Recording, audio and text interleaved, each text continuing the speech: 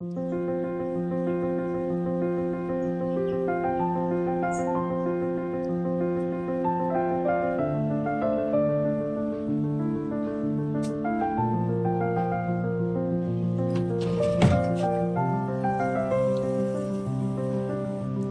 To Sri Lalitha YouTube channel. బాగున్నారండి అందరూ? Today recipe వచ్చేసి నేను మొన్న శనగలు నానబెట్టానండి ఒక నైట్. కొన్నేమో తాలింపు చేసి మిగతాయి డబ్బాలు పెట్టి ఫ్రిడ్జ్లో పెట్టాను, మొలకలు వచ్చేసాయి. అవి ఉత్తగానే తినాలి కానీ మా పిల్లలు తిన్నారండి అలా, అందుకనే వీటిని తాలింపు చేస్తున్నా. చూడండి, ప్యాన్ పెట్టి ఆయిల్ వేడి చేశానండి. ఒక 4 వెల్లిపాయలు దంచి వేస్తున్నాను. ఎండుమిరపకాయలు వేయట్లేదండి, ఓన్లీ పచ్చిమిరపకాయలు ఒక 4 వేస్తున్నాను.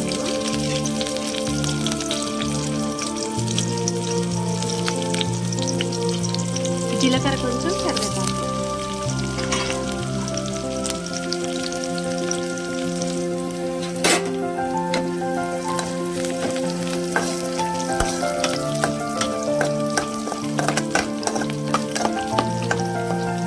పచ్చిమిర్చి బాగా వేగితేనే శనగలు పడుతుందండి.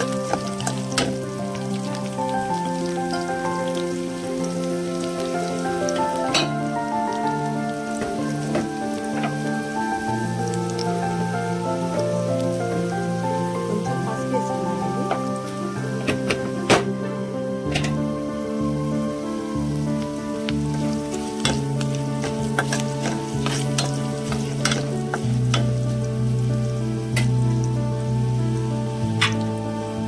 తాలింపు వేగిన తర్వాత శనగలు వేసుకున్నాను.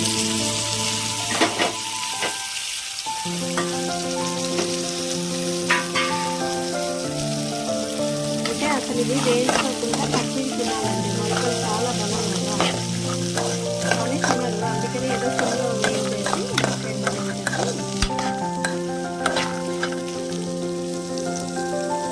తొందరనే అవుతాయండి, ఎందుకంటే 1 డే మొత్తం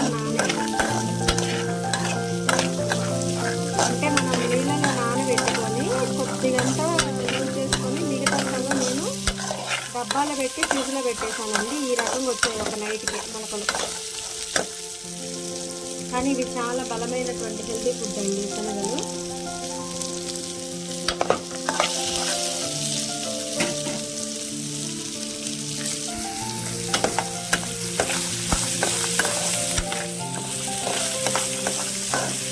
మేము రెగ్యులర్గా ఇంట్లో శనగలు బాగానే తింటామండి.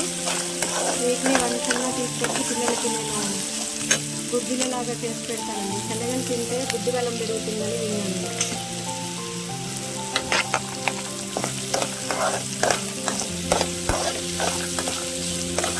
కొంచెం సాల్ట్ యాడ్ చేస్తున్నా.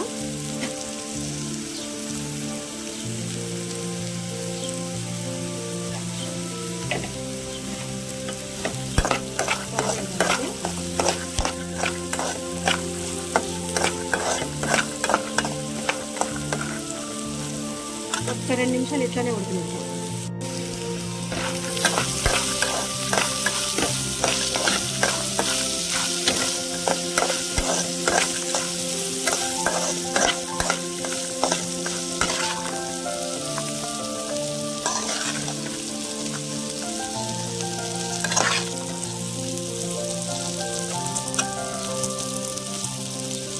కొంచెం కారం వేస్తున్నాను.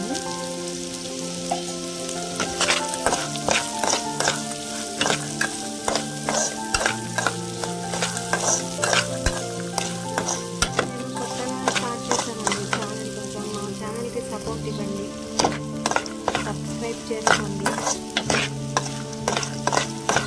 మీ విలువైనటువంటి కామెంట్స్ ఏమన్నా కామెంట్స్ రూపంలో తెలియచేయండి. మొలకెత్తిన శనగల తాలింపు రెడీ అండి. ఇప్పుడు మనం వేరే బౌల్లోకి సర్వ్ చేసుకుందాం.